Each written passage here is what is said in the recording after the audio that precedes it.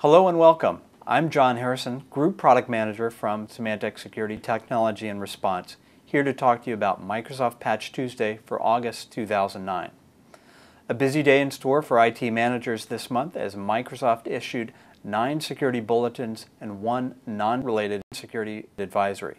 These addressed 19 vulnerabilities, 15 of which are rated critical. The primary theme this month involves fixing ActiveX controls. This may be a continuing theme over the next few months as Microsoft and third-party vendors work to correct vulnerabilities introduced into controls created using the Active Template Library, a utility used to create ActiveX controls that Microsoft recently patched out of band. All of this month's critical ActiveX patches are extremely important and have far-reaching impacts for even the average computer user because they could be relatively easy to exploit. The vulnerabilities areas patched this month include 5 vulnerabilities related to the Microsoft Active Template Library, ATL, 4 vulnerabilities in Microsoft Office Web Components, 2 vulnerabilities in Windows Media File Processing that handle AVI files, 2 vulnerabilities in Remote Desktop Connection, and 2 vulnerabilities in Wins. Today, Microsoft issued additional fixes for the Active Template Library itself as well as for individual controls. For the 4 Microsoft Office Web Components vulnerabilities, any user who has Microsoft Office on their machine is vulnerable to the Microsoft Office Web Components vulnerabilities as the related and flawed ActiveX control is installed on the user's machines by default.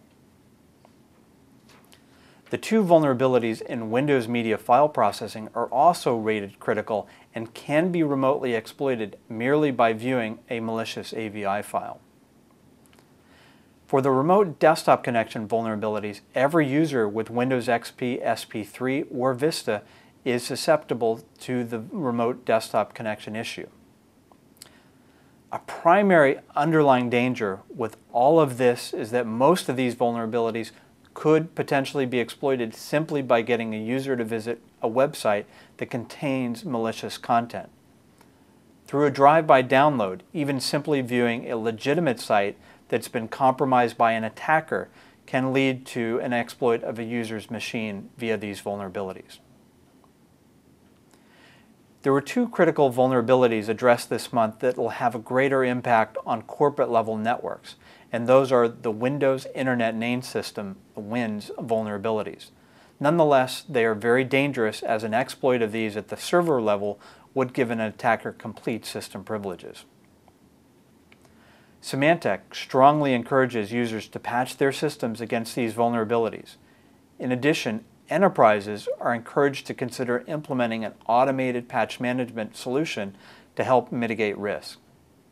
Please visit www.symantec.com and the Symantec Security Response blog for more information about these and other vulnerabilities and Internet security risks. I'm John Harrison, Symantec Security Technology and Response.